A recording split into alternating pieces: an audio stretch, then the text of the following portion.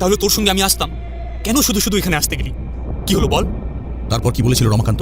এরপর রমাকান্ত আর আমায় কিছু বলেনি। যত পর্যন্ত আপনাকে বললাম তত পর্যন্ত আমি শুনতে পেয়েছিলাম ঠাকুরমশাই। তারপর রমাকান্ত আর কিছু বলল না, মুখ বুজে রইল। শুধু বলল ওই শ্মশানের এক চক্র জাগিয়ে তোলার চেষ্টা করেছিল কোনো অপশক্তি, সেই কাজে সে ওদের বিরত করেছে। রমাকান্তের ডান হাতের কবজির কাছে সামান্য অংশ কাটা ছিল। তখনও যদি আমি সবকিছু জানতাম রে, যদি জানতাম, তাহলে রমাকান্তকে 3 বছরের মাথায় মরতে দিতাম না। গোটা গ্রামের মানুষকে বাঁচাতে গিয়ে, গোটা গ্রামকে বাঁচাতে গিয়ে বাবা আমায় ছেড়ে চলে গেল। আর বাবার দুঃখে মা মাত্র 3 দিনের জ্বরেই পৃথিবী ছেড়ে দিল। কি লাভ হলো? গ্রামের লোকেরা জানতেই পারলো না কোনো কিছু। আর আমার যে কত বড় ক্ষতি হয়ে গেল। ওরে বোকা, রমাকান্ত তোকে বড় ভালোবাসতো। গ্রামের লোকেদের জন্য করা মানে কি আর তোর জন্য করা নয়? নিশিকান্ত উঠে পড়ল। সে বাইরের দিকে তাকিয়ে বলল, ঠাকুরমশাই আপনি চলুন, না হলে আপনি এখানে বসুন, আমি ফিরে যাচ্ছি। আপনার সময় হলে আপনি জানাবেন। বয়স্ক লোকটিকে বিদায় জানিয়ে বেরিয়ে পড়লাম নিশিকান্তের সঙ্গে। এবারে বুঝতে পারলাম কেন নিশিকান্ত এই সমস্ত কথা আগে আমায় বলতে চায়নি। রমাকান্তর অতীতের সঙ্গে নিশিকান্তের ভবিষ্যৎ জড়িয়ে রয়েছে, তা স্পষ্ট হয়ে গেছিল আমার সামনে। কিন্তু কি করব তা বুঝতে পারছিলাম না। তাই সেদিনের মতো নিশিকান্তের সঙ্গে ফিরে তার বাড়িতে গেলাম। সেদিন আর নিশিকান্তের সঙ্গে কোনো কথা হলো না, সে একা একাই রইল। পরের দিন সকালে নিশিকান্তের কাছে জানতে চাইলাম সেই কপালে কালো তিলওয়ালা ছেলেটার কথা। বাইরে বৃষ্টি কমে এসেছিল, তাই আমি নীরবতা ভেঙে বললাম, বৃষ্টি কমে এসেছে, বিকেল হয়ে যাচ্ছে, একটা কাজ করলে হয় না? আজ বরং ফিরে যাই, 2 দিন পরে ছুটি আছে। তুমিও যদি ছুটির ব্যবস্থা করতে পারো তাহলে সেদিন এসে না হয় বাকি গল্পটুকু শুনে যাবো। বাকিটুকু না শোনা পর্যন্ত মনটা কেমন করবে। ঠিক বলেছ, আমি অফিস ছুটির ব্যবস্থা করে নেব, না হলে সকাল সকাল গিয়ে দুপুরে চলে আসবো। আর তুমি কোন সময় আসবে জানিও। ঠাকুরমশাই আজ তাহলে চলি, অন্ধকার হয়ে আসছে, আকাশে যা মেঘ হয়েছে বোধহয় সারা রাত বৃষ্টি হবে। পরদিন এসে আপনার কাছে বাকি গল্পটুকু শুনে যাব। সেখান থেকে কি হলো আর সেই অশান্ত চক্র আবার জেগে উঠে গ্রামের ক্ষতি করতে পেরেছিল কিনা সেসব কথা কিন্তু আপনি বলবেন। মঙ্গলবার আসবো, মনে রাখবেন। শ্মশান চক্রের বড় অসীম ক্ষমতা, সে ক্ষমতার কাছে আমি তুচ্ছ। কিন্তু কিন্তু গল্পের আসল অংশ এখনো তোমরা শোনোনি। পরে এসো, সে গল্পও বলবো, তখন বুঝতে পারবে। তবে শ্মশান চক্রের এই ছোঁয়া আমার জীবনে আরও 2বার এসেছিল। একবারের গল্প তোমাদের বলি, বাকি না হয় আবার পরে বলবো।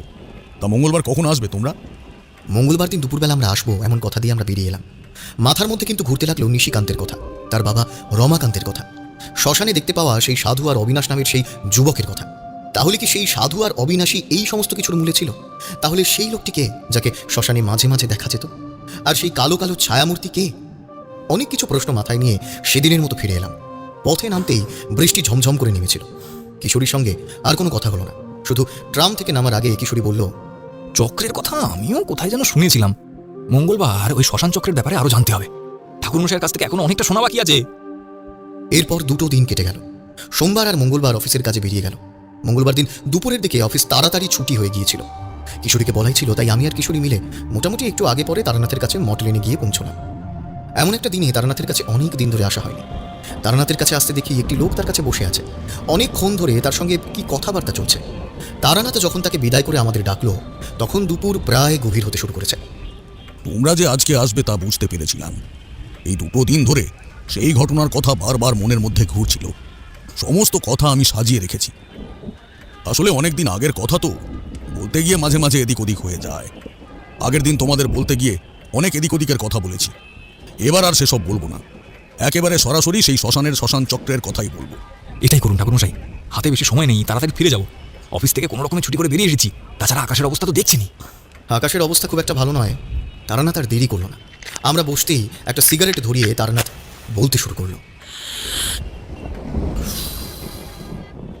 আমি বুঝতে পেরেছিলাম যে এই শ্মশান চক্রের সঙ্গে নিশিকান্তের একটা যোগসূত্র রয়েছে। কিন্তু ওই যুবক আর ওই সাধুর ব্যাপারে তো কিছুই জানা হয়নি।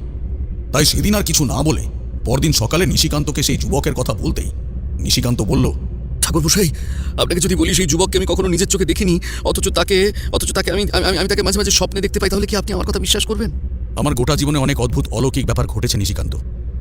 তোমার মুখে যদি এমন কোনো কথা শুনি তাহলে খুব একটা আশ্চর্য আমি হব না। আর পুরোহিত মশাইয়ের কথা শুনে বুঝতেই পেরেছি যে এই সমস্যার শিকড় অনেক গভীরে রয়েছে। তোমার সঙ্গে শ্মশান চক্রের একটা অদ্ভুত সম্পর্ক আছে বলেই আমার মনে হয়। আর সেই জন্যই হয়তো সেই রাতে শ্মশান চক্র জাগার ব্যাপারটা দেখতে পেয়েছিলাম। আর সেই কারণেই ওই ডানাওয়ালা কালো প্রাণীগুলো তোমার পিছু নিচ্ছে।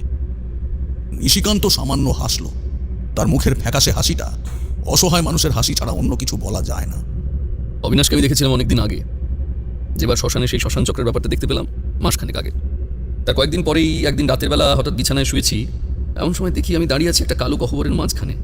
চারিদিকটা কালো হয়ে রয়েছে, অনেক উপরে আকাশ দেখা যায়।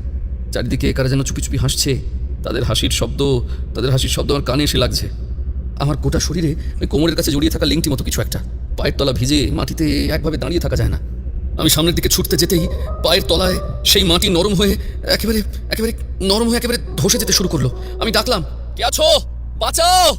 কারোর কোনো সাড়া নেই। অনেকক্ষণ পরে আকাশের দিকে মুখ তুলে তাকাতেই দেখি সেখান থেকে একটা মাথা আমার দিকে মুখ বাড়িয়ে আছে। আমি বললাম, কে তুমি? আমায় বাঁচাও, এখান থেকে উদ্ধার করো। এখান থেকে যে তোমায় আমি উদ্ধার করতে পারবো না, তোমায় নিজেই নিজেকে উদ্ধার করতে হবে। আমি তোমায় শুধু পথ বলে দিতে পারি মাত্র। কে তুমি? মনে করো আমিও তোমার মতোই একজন, যে ওই শ্মশান চক্রের সাথে কোনোভাবে জুড়ে গিয়েছি। এই শ্মশান চক্র আগে জাগ্রত হওয়ার জন্য তৈরি হয়েছে, তাই এই শ্মশান চক্রের সঙ্গে তুমি এমনভাবে জড়িয়ে আছো। এখন তুমি যেখানে দাঁড়িয়ে আছো তা ভূমি নয় এবং নরকও নয়, এমনকি অন্য জগতের সেই জায়গাও নয়। এটা হলো সেই পথ যা আস্তে আস্তে মাটির তলায় প্রবেশ করে সেই নরক চক্রকে জাগিয়ে তুলবে। এখান থেকে উদ্ধার পাবো কি করে? কথাটা বলার সঙ্গে সঙ্গেই দেখতে পেলাম এতক্ষণ ধরে যে মুখ বাড়িয়েছিল তার ঠিক পাশেই আরও একটা মূর্তি। সে যেন গম্ভীর গলায় বলল, উদ্ধার তুমি পাবে না, ওই নরক চক্র আবার জাগ্রত হবে, তারপরে যা হওয়ার নিজেই হবে। তুমি এক কাজ করো, দু হাতে ওখান থেকে মাটি খোঁড়ার চেষ্টা করো। বুঝতে পারলাম উপরে দাঁড়িয়ে থাকা দুইজন ছায়ামূর্তির মধ্যে কে যেন একটা কথা বললো। আমি ততক্ষণে দুহাতে মাটি খুঁড়তে শুরু করেছি। আগেই বলেছি নরম মাটি, দুহাতে মাটি তুলছি, আর যেন মনে হচ্ছে মাটির তলায় কিছু একটা আছে, সেটা উপর দিকে উঠে আসার চেষ্টা করছে। মাটি খুঁড়েই চলেছি, দুই হাত কিভাবে যেন রক্তাক্ত হয়ে গেছে। উপর থেকে সাধুর কথাটা আমার কানে বাজছে।